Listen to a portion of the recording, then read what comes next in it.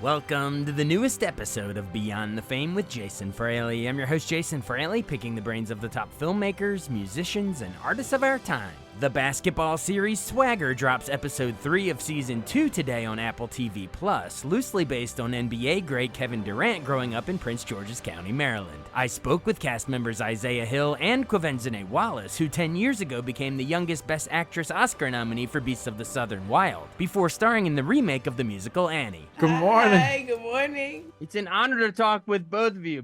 Let's remind everybody, Isaiah, you played Jace Carson in this, a 14-year-old phenom from the DMV, which is where our radio station is, so our listeners are going to want to check it out. And you're coached by this former rising star, Icon Edwards, played by O'Shea Jackson Jr.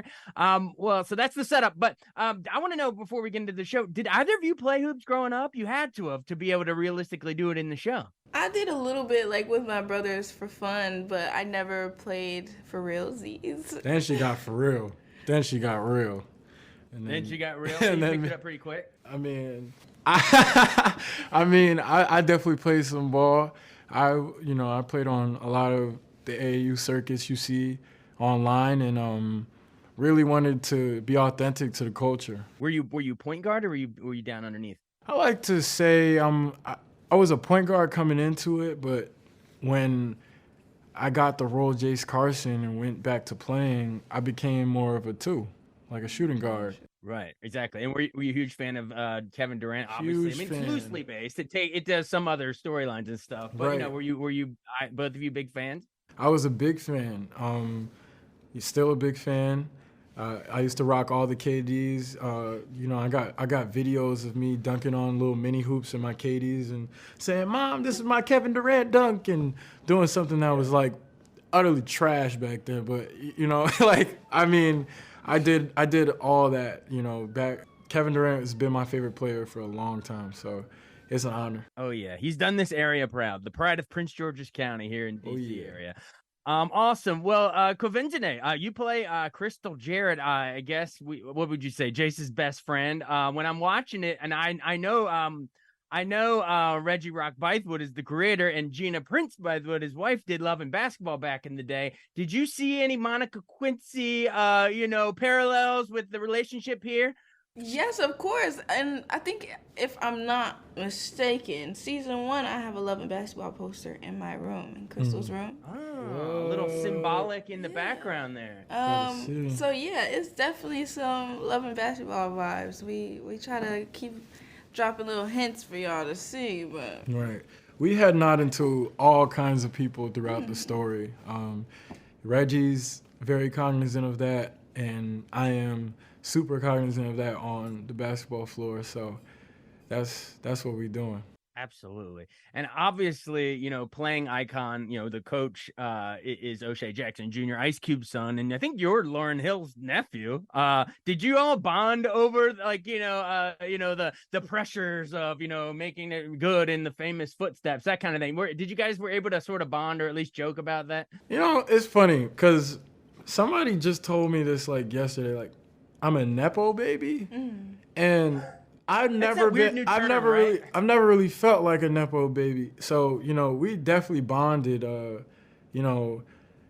Shay told me all his father's nicknames and stories, and then, Shay got his own, we call him Lil Cube, or what do we call him?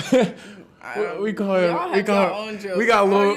him Lil Cube and Ice cubes. Crushed ice. Yeah, he's crushed ice. We got different names for Shay, and Shay is one of the, because he's learned from his father and been on in those atmospheres. Shay is one of the most cool human beings to be around. I feel like he's one of the funniest I've ever met. So just well-rounded. That's really my older brother. It's an honor. Absolutely. And why do you think, that his character is such a, a good, not just a coach, but a good role model? He's the type of coach that hates trash talking or anything selfish or he keeps you steered in the right direction to be able to hopefully make the NBA one day. So yeah, why, or either of you can answer it. Why do you think he's such a good role model for kids watching the show too? Shay is, he's a great brother, an amazing father. and an amazing son. And those are the themes of, our show that we're really pushing. We want people to see that it's cool to do that. It's dope to be a 24-hour person.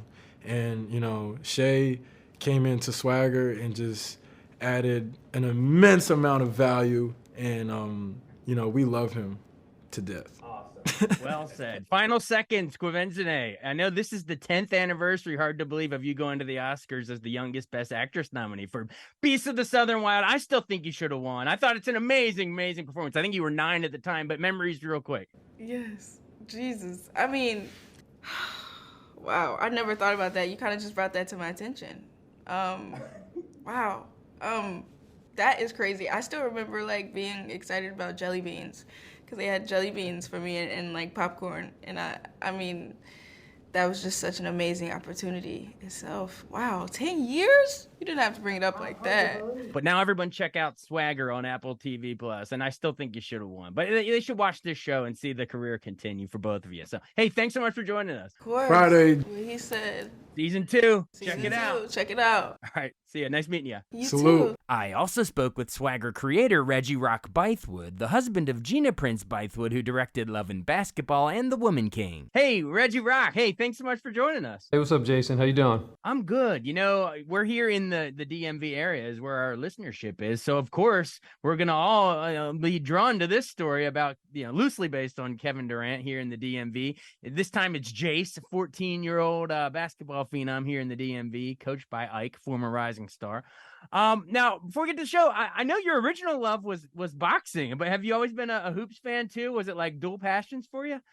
Yeah, I've always been a hoops fan, but look, the ultimate idol of mine is Ali, and so boxing was a big part of my life, and basketball just went to another level when my oldest son was playing and went through the whole sort of grassroots basketball circuit, and was probably like a big reason why I was drawn to the series. Did you have good handle? Were you a shot blocker? Did you have stroke? What was your secret? I just think I took the boxing mentality into the court, and so it was a very physical game. Growing up in New York and the Bronx, it was definitely about physicality. But the other thing too is I grew up where it was just more important to look good, even if you missed a shot, you had to look good. Maybe that's why they call it boxing out. Hey, there you go. There you go. There you go. All right, that's the best I got here this early in the morning. All right, but all right. Well, as far as the show, we're all fans of Kevin Durant, especially here in PG County is where he's from. But what drew you to the story itself and said, this has to be a TV series? Were there elements of his life or just any, external additional storylines that you were like, I see the potential here? Yeah, well, I really wanted to take on the challenge of shooting a basketball series that would be nothing like we've ever seen before. And so this was a great opportunity to do that. But ultimately, I wanted the opportunity to tell a story about people growing up in America with various challenges. And so basketball becomes a backdrop. And so while we are, shooting basketball in a way that we've never seen before, I really always like to say, well, with our show, we get the audience at the edge of their seat, and while they're leaning forward, hit them with the truth. And so that's so much of what we're doing, and really blessed to have such an amazing cast. And you mentioned the character Ike. I just also want to point out that he's played by O'Shea Jackson Jr. and really does an amazing job playing our coach. Absolutely, and a coach that is a good role model too. He hates trash talking and is really coaching Jace. Yeah, great role model, but also flawed. Which I love about him, and yeah, like all the best characters, right? Have a little flaw. Absolutely. You mentioned you wanted to create realistic, on-court action like we've never seen or whatever. What's the key? Because there's been a lot of basketball hoops, White Men Can't Jump and so many good ones over Hoosiers. How did you want to stand out from those visually? Well, like a lot of basketball shows, so for example, they'll shoot the ball and then they'll cut and then you see the ball go through the hoop. You'd never see that on a show.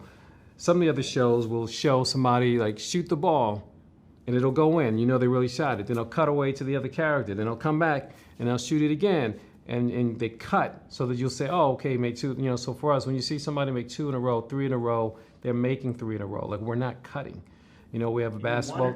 Yeah, we have a basketball sequence where we do the entire game in one shot. We have real hoopers that can act, you know, and so I just feel like our level of play, our level of cinematography allows us to present it in a way that we're just not accustomed to seeing. I love it. One whole game in one shot. That'll give you if you're a filmmaking fan, that'll give you goosebumps. We're a basketball fan. Real quick, I know we don't have much time left, but of course, I'd be bearing the lead if I don't say, of course, your wife, Gina Prince Bythewood, made Love and Basketball, Monica and Quincy. Did you try to weave any parallels or slight allusions with the Jason Crystal subplot? Yeah, no, that goes back to the boxing. Like, I try to avoid it, try to bob and weave that, you know. You know, Love and Basketball is one of my favorite films. Gina's my favorite filmmaker.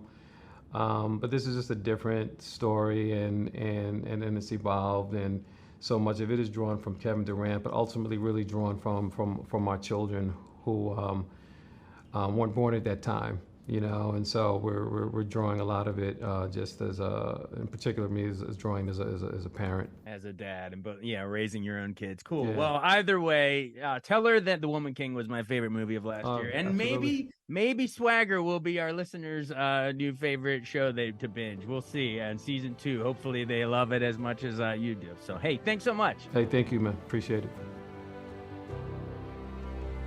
Thanks so much for joining us on Beyond the Fame with Jason Fraley. Remember to hit the subscribe button and give us a 5-star rating if you like what you hear. We'll see you next time.